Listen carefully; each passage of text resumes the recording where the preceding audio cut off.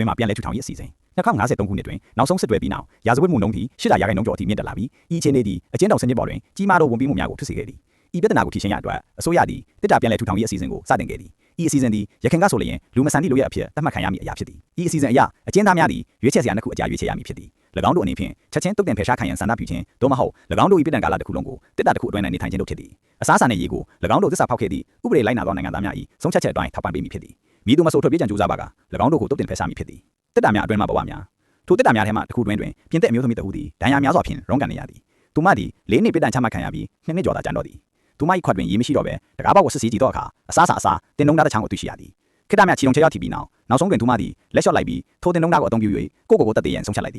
်ဩစတြေးလျရှိကြောက်ထူထက်သည့်ကျွန်းပေါ်တွင်တစ်တာအများစွာကိုကန်ယိုဒန်အနီးတွင်တွေ့ရသည်တနည်းတွင်ခလေးနှစ်ဦးသည်ကစားနေရင်ရာပါဘောလုံးတစ်လုံးကိုတစ်တာတစ်လုံးသို့ဖိပေါက်လိုက်ရာထိုတစ်တာအတွင်းမှအမျိုးသမီးတဦးနှုတ်ထွက်လာသည်အကျဉ်းသား73၏ပထမဆုံးနေ့အကျဉ်းသား73သည်သူမ၏လက်နဲ့ခြေထောက်များအကျူးတို့ခံထားကြောင်းတွေ့ရှိရသည်ထို့ကြောင့်သူမသည်ကျိုးကိုတွားများနှင့်ကိုက်ဆွဲကနောက်ဆုံးတွင်လုံမြောက်သွားသည့်အချီကျူးစာသည်သူမသည်9နှစ်ပြည်တိုင်ချမှတ်ခံထားပြီးယနေ့သည်သူမ၏ပထမဆုံးနေ့ဖြစ်သည်ရုတ်တရက်နေရန်ပေါ်ရှိမိလုံးတစ်လုံးကအချက်ပြပြီးတကားပေါင်ငယ်လေးတစ်ခုပွင့်သွားသည်73သည်အပြင်ထုတ်ကြည့်လိုက်တော့အခါကလေးများသည်ရှောင်းသွားနေသည်ကိုတွေ့ရှိရသည်စက္ကန့်အနည်းငယ်အကြာတွင်မီးလုံးသည်ထပ်မံအချက်ပြပြီးတကားပေါက်ပိတ်သွားသည်73သည်လွတ်လပ်ဖွင့်ကိုအတနာခံနေစဉ်တစ်တာပေါ်ရှိဌာနစဉ်တစ်ခုပွင့်လာပြီးအချိန်ညာမီတို့အလုပ်လုပ်ပုံကိုရှင်းပြသည့်ဗီဒီယိုတစ်ခုပြသသည်ဗီဒီယိုအဆုံးမှာသူမသည်မိမိရွေးချယ်သည့်နေရာတွင်ရောက်နေကြောင်းပြောပြသည်73သည်စိတ်တက်ကြကသူမသည်အပြစ်ကင်းကြောင်းကြိမ်ဆိုရင်နေရန်များကိုထူရိုက်သည်သူမသည်ငွေရောဟိတ်သည်ပင်မနှမ်းသာစွာအိပ်ပျော်သွားသည့်အထိဖြစ်နေသည်ဒီကြားနေထိုင်ခြင်း၏ယူတော်မူအချိန်အနည်းငယ်ကြာပြီးနောက်တကားပေါက်ထပ်မံပွင့်လာရာ73သည်အစားအစာအတွက်သူမ၏ခွက်ကိုထုတ်ပေးတော့လဲမိသည့်အရာမှမဖြစ်ပေါ်ပေထို့နောက်သူမသည်လွတ်မြောက်ရန်နီလန်းရှာဖွေနိုင်ရန်အတွက်တစ်တာ၏လက်မတိုင်းကိုပုံမအနီးကစစ်ဆေးကြည့်သည်သို့သောနေရာတစ်ခုကိုအချိန်ကြာထိမိသောအခါလျှက်စစ်ရှော့အသေးစားခံရသည်ဤအားကသူမကိုမတားဆီးနိုင်ပေသူမသည်လှုပ်ရှားမရှိသွားသည့်အထိဆက်လက်ရှာဖွေနေသည်နိုင်များစွာကုန်လွန်သွားသည်နှင့်များ73သည်သူမ၏စိတ်နှင့်တယောက်တည်းနေရသည်ကိုအခက်အခဲစတင်ကြုံတွေ့ရသည်သူမသည်ဖလော်ပီယေတစ်ခုတည်းသောပုံစံအဖြစ်သူမ၏လက်သေးများဖြင့်တစ်တာကိုကုတ်ချနေသည်ထိုအချိန်တွင်အခြားတစ်တာတစ်ခုအတွင်း၌အခြားအကျဉ်းသားတစ်ဦးနှုတ်ထွက်လာသည်သူမ၏ပြည်တံမှနည်းနည်းဖြစ်ပြီးရက်ပေါင်း900ကျော်ကျန်ရှိနေသည်မလွတ်မြောက်နိုင်သောကံကြမ္မာတခါတရံတွင်သူမသည်သူမအသက်ရှင်သေးသလားဟုမေးသည့်အထံတစ်ခုကိုကြားရသည်ညနေခင်းတစ်ခုတွင်သူမသည်မီလုံးများကိုဖြစ်စီရန်ကြိုးစားရာတစ်တာအတွင်းရှိကင်မရာကချက်ချင်းဖမ်းမိသွားသည်နှုတ်ဆက်မီလာသည်တုတ်တင်ဖယ်ရှားခြင်းသည်ချက်ချင်းဖြစ်တော်မူဟုအထံတစ်ခုကကြေညာသည်ထို့နောက်မြက်ချက်ပေါ်ရှိတထုကြောင်းများစတင်ဆင်းသက်သွားသည်အကျဉ်းသားသည်ထိတ်လန့်တကြားအော်ဟစ်ပြီးပွင့်နေသောတကားပေါ်မှတစ်ဆင့်အကူအညီတောင်းတော်လဲအချင်းဤထသည်သူမသည်ကျမ်းပင်ပေါ်တွင်လဲအောင်ကတထုကြောင်းများသူမ၏မျက်နှာပေါ်သို့နီးကပ်လာသည်ကိုထိတ်လန့်စွာကြည့်နေသည်ထိုကြောင်းများသည်သူမ၏မျက်နှာအပေါ်နားတွင်ရပ်တန့်သွားသည်ဖန်သားစင်းနှင့်ရေသွက်မှုပြုလုပ်နေသောအတန်သည်ချိုယွင်းသွားရာအမျိုးသမီးသည်ပြီးဆုံးသွားပြီဟုထင်မှတ်ခံပြုံးလိုက်သည်ကံမကောင်းစွာဖြင့်ထိုချိုယွင်းမှုသည်ပြီးဆုံးသွားပြီးတထုကြောင်းများသည်သူမကိုကြေးမတေဆုံးစေရန်ဆက်လက်ဆင်းသက်သွားသည်မျောလင်းချက်၏ရောင်ခြင်းများနောက်နေ့မနက်တွင်73သည်တက္က၏လက်မတိုင်းကိုဆက်လက်ကြည့်ရှုနေတော့လေအထုံးဝင်သည့်အရာကိုမတွေ့သေးပေမိုးရွာသောအခါသူမသည်ယေရှုဆောင်ရတဲ့ခွက်ကိုပွင့်နေသောတကားပေါ်နီးတွင်ထားလိုက်ပြီးနောက်ဆုံးတွင်ရေတောက်ဆရာခွင့်ရရှိခဲ့သည်အချိန်အနည်းငယ်ကြာပြီးနောက်73သည်အတန်တစ်ခုကြားရသောအခါရေးရမှနှုတ်ထွက်လာသည်မိန်းကလေးငယ်တို့သည်တကားပေါ်တွင်သူမ၏ပြည်တံကိုမေးမြန်းနေသည်9နှစ်ဖြူဟုကြားတော့73သည်နိုင်ငံ၏အကျဉ်းသားဖြစ်ရမည်ဟုကောက်ချက်ချသည်မိန်းကလေးသည်ခွက်ကိုရေချိုဖြစ်သည်အစားအစာလုံးများပါသည့်အရေးငယ်တစ်ခုကိုပေးရသည်73သည်ချက်ချင်းစားသုံးလိုက်သည်ထို့နောက်မိန်းကလေးသည်နိုင်ငံသားများသည်အကျဉ်းသားတိုင်း၏အနာဂတ်ကိုဆုံးဖြတ်မိသည့်ကြောင့်တတိပေးပြီး73ကသူမသည်အဖြစ်ကင်းစီကြောင့်ပြောစီကိုလက်ရှုချသည်အချင်းဆက်လက်ကုန်လွန်သွားသည်နှင့်မျှ73သည်သူမ၏စိတ်ကြမ်းမှလျော်ကျနေသည်ကိုခံစားရသည်သူမသည်အထီးကျမ်းနာကိုမခံနိုင်တော့ဘဲကြိုးကိုဆွဲယူသည်ကိုတက်ဖြတ်ရန်စတင်တော်သည်စက္ကန့်ငယ်ကြာသောအခါသူမသည်အသက်ရှူမပြေဖြစ်ပြီးတေလို့မီဖြစ်ခြင်းတွင်သူမ၏လက်များကကြိုးကိုထွက်ချလိုက်သည်ထို့နောက်သူမသည်မိမိ၏ကိုယ်ပိုင်တေဆုံးခြင်းကိုပင်ထိန်းချုပ်နိုင်ခြင်းမရှိသည်ကိုသိရှိပြီးစိတ်သက်ရောက်သွားသည်စောင်းငယ်လေးမှကဲကျင်ချင်းလာအနေငင်ကြပြီးနောက်73သည်အသက်ရှင်လျက်ဒေတာထဲတွင်ပိတ်မိနေစေအထီးသူမသည်တရင်စာစကူတီရွာထဲတွင်မျိုးစေ့များရရှိခဲ့ရာ၎င်းတို့ကိုပကံထဲသို့ထည့်လိုက်ပြီးအလင်းရောင်ရရှိရန်စကူကိုတကားပေါင်းအနီးတွင်ကင်ထားသည်ကံမကောင်းစွာဖြင့်စောင်းမများသည်သူမမဖတ်တတ်သောဘာသာစကားဖြင့်ရေးထားသည်ညင်မနှင့်စက္ကန့်ရာသီဟုခံလိုက်ရသောကြောင့်73သည်ငိုကြွေးသည်အချိန်အနေငယ်ကြာပြီးနောက်73သည်သူမ၏လက်ကိုတကားပေါင်းမှတစ်ဆင့်ထုတ်ပြီးပတ်လဲရှာဖွေရာရာဘာဘလုံးကိုတွေ့ရှိရသည်ယခုကသူမသည်မိမိကိုယ်ကိုအလောက်ဆုပ်စေမိအရာတစ်ခုရရှိသွားပြီဖြစ်သည်ရက်များသည်တူညီသောညီငွေ့ဖွယ်အလေးအကြီးများဖြင့်ဆက်လက်ကုန်လွန်လဲလေသည်73သည်အိတ်ဆက်သည်ဘောလုံးနှင့်ကစားသည်ထိန်းချုပ်ရေးပြားကတကားပေါက်ကိုဖွင့်သောအခါနေရာရရှိရန်အတွက်ရှုခင်းကိုကြည့်သည်မကြာခင်တွင်သူမ၏ခန္ဓာကိုယ်ပေါ်တွင်ဒဏ်ရာများပေါ်လာပြီးနေ့တိုင်းပိုဆိုးလာသည်ထိုချိန်တွင်အခြားဒေတာတစ်ခုတွင်၌အမျိုးသားတို့သည်၎င်း၏9နှစ်ပြည်တံကိုကြားခံရသည်သူသည်ရပ်ပေါက်1000ကန်ပြီးစီးသွားပြီဖြစ်ရာယခုအခါငါသည်ငါရွေးချယ်သည့်နေရာတွင်ရှိနေသည်ဟု၍သာတခါတည်းရည်ရွယ်နေသောခန္ဓာကိုယ်ခွန်တစ်ခုများသာဖြစ်သည်ရွှေပြောင်းခံခြင်းနှင့်ဖတ်ရှုခြင်းနေ့လည်ခင်းတစ်ခုတွင်မောင်းနှမဲလျင်တစ်စင်းသည်73၏ဒေတာကိုကောက်ယူပြီးအကျဉ်းသားတစ်စင်းပေါင်းများစွာရှိသောတစ်တော်တဲတို့ချလိုက်သည်မိန်းကလေးသည်ပြန်လာပြီးသူမဘာလို့နေကြောင်မေးရာထို့ကြောင့်73ကပြန်လဲထူထောင်နေရလို့နေကြောင်ဖြစ်သည်ထို့နောက်မိန်းကလေးသည်ပိတ်ပင်ထားသည့်အချိန်အတော်ပြပြီးဖြစ်သောရှက်စပီယာကိုဖတ်နေကြောင်ပြောပြသည်73သည်ထိုနာမည်ကိုမသိတော့လေသူမသည်စာဖတ်တဲ့ကြောင်ရှင်းပြသည်သို့တော်သူမသည်ဒေတာထဲတွင်စာဖတ်ရန်ခွင့်မပြုပါစာအုပ်မရှိဘဲပြန်လဲထူထောင်ရေးမထင်နိုင်ကြောင်ထောက်ပြပြီးနောက်မိန်းကလေးသည်73၏လက်ကိုကိုင်ပြီးရိုမီယိုနှင့်ဂျူလီယက်မှစာကြောင်တစ်ကြမ်းကိုကိုကောင်းဖော်ပြသည်73သည်၎င်းကိုလာပသည်ဟုယူဆပြီးတနေ့နေ့တွင်ဖတ်ရှုနိုင်အောင်မျှော်လင့်သည်ထို့ကြောင့်မိန်းကလေးသည်သူမကိုစာအုပ်ချေပေးရန်ကြိုးစားရာ73ကပြဿနာမဖြစ်လို့ပဲလက်မခံပေမိန်းကလေးသည်73ကိုအစားအချိုပေးကပဲနောက်တစ်ရက်လာရောက်ပြီးစာဖတ်ပြမည်ဟုကတိပေးသွားသည်မိန်းကလေးထွက်သွားပြီးနောက်73သည်သူမ၏အတီးတွေနှင့်သူမ၏နှုတ်ပန်းများကိုဆက်လက်တွေ့နေပြီးကင်မရာကအားလုံးကိုမှတ်တမ်းနေစဉ်သူမ၏လက်နဲ့ကိုပြုလုပ်မိသည်သူမအချင်းကြခြင်းတစ်နှစ်အကြာတွင်73သည်အိတ်ထဲမှမျိုးစေ့အချို့ကိုစားနေရာ၎င်းတို့ကြားတွင်ဝေထားသည့်စာအုပ်ငယ်လေးတစ်အုပ်ကိုတွေ့ရှိရသည်သူမသည်ကင်မရာနှင့်မျက်နှာချင်းမဆိုင်ဘဲလေယောင်းကစာအုပ်ကိုဖွင့်လိုက်သည်ရိုမီယိုနှင့်ဂျူလီအကိုတွေ့ရှိအကြောင်းဝမ်းသာမိသည်ကြပြကြောင်နေသောကိုခါကျဲများသည်သူမကိုအမျော်လင့်ခြင်းအချို့တီးဆောင်ပြီးလာသည်စာတန်ရှိရဲ့နှင့်ပြစ်တန်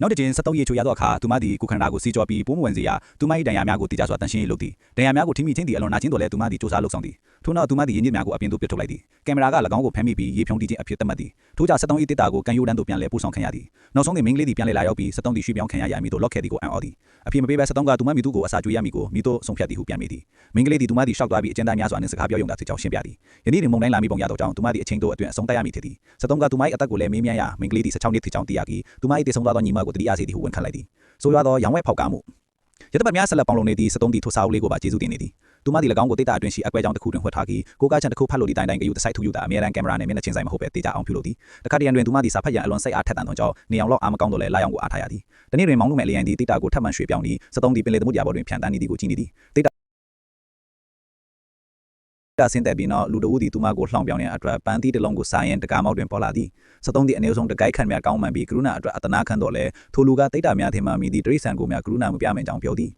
သူတဘောဆိုလေအကျဉ်းသားတိုင်းကိုပြက်လက်ထူထောင်၏အခွင့်အရေးမရှိဘဲတေတံပေးတင်သည်ဟုဆိုသည်ခဏတာအငင်းပွားမှုပြီးနောက်ထိုလူကရောင်ဝဲဖောက်ကားမှုပြုလုပ်ရန်ဆန္ဒရှိသည်ဟုပြောသည်သူမသည်သူ့ကိုမတရားပြုခြင်းဟန်ခွင့်ပြုပါကပန်းသီးတစ်လုံးရရှိမိဖြစ်သည်73သည်အစားအစာအတွက်အလွန်စိတ်အားထက်သန်သောကြောင့်တဘောတူသည်သူမ၏နောက်ဖက်ကိုတကားပေါက်သို့ထားပြီးဂိုင်းညွှန်လိုက်သည်ထိုလူကသူမကိုမတရားပြုခြင်းညစ်စဉ်လေကင်းမောင်းလို့မဲ့လေရင်သည်၎င်းတို့ကိုလက်ပူးလက်ကြောက်ဖမ်းမိပြီးမိဖွင့်ပစ်လိုက်သည်ထိုလူသည်ချက်ချင်းတည်ဆုံပြီးတိတ်တာတဲ့ကိုရောက်ရှိလာသောကြည်စံတတောင်က73၏ခြေထောက်ကိုထိမှန်သွားသည်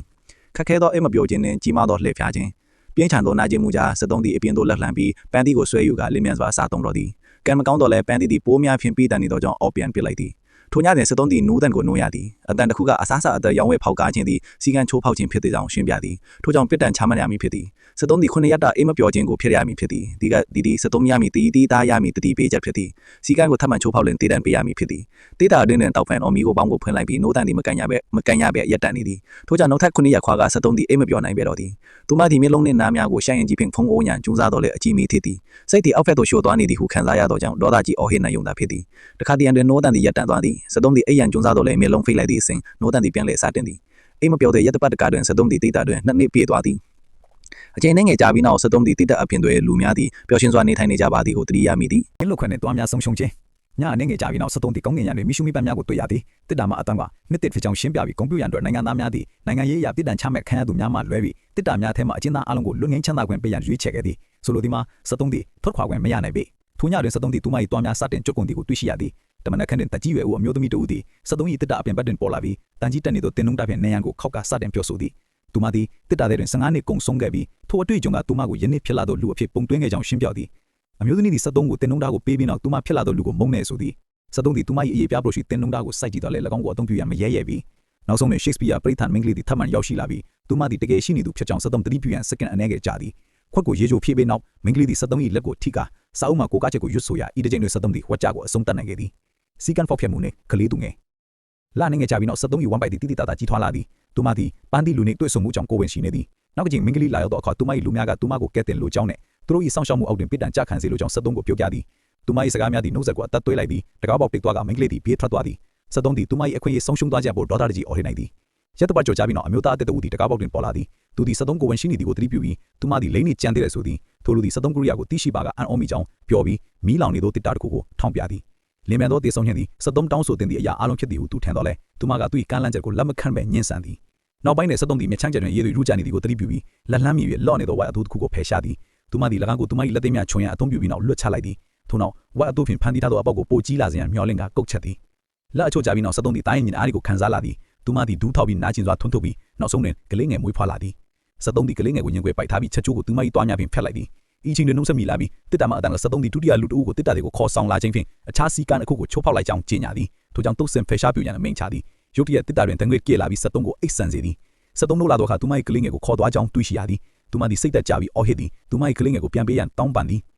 ည်လွတ်မြောက်ရေး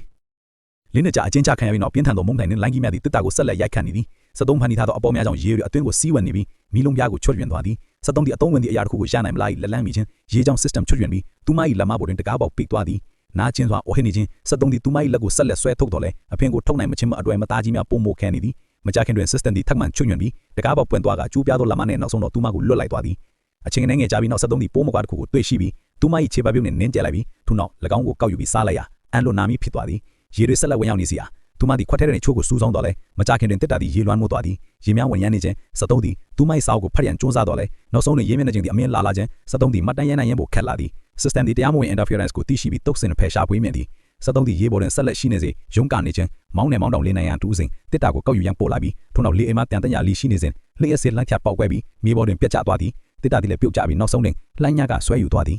မနက်ခင်းတွင်လူသားတို့သည်ကမ်းရိုးညွန့်တွင်ကစားနေသည်သူတို့သည်တစ်တာကမ်းပေါ်ရေမျောလာသည်ကိုသတိပြုပြီးနောက်မှ73ကိုယ်တိုင်ပါလာသည်ကိုတွေ့ရှိရတော့လဲသူမကိုလစ်ရှူရှူအိမ်ပြန်သွားကြသည်မှန်တမ်းနောက်ထပ်ဗီဒီယိုများကြည့်ရှုရန်စည်ရင်သွင်းပြီးအကြောင်းအရာများကိုဖွင့်ထားပေးပါအင်းလုခွက်နဲ့တွားများဆုံးရှုံးခြင်းညအနေငယ်ကြ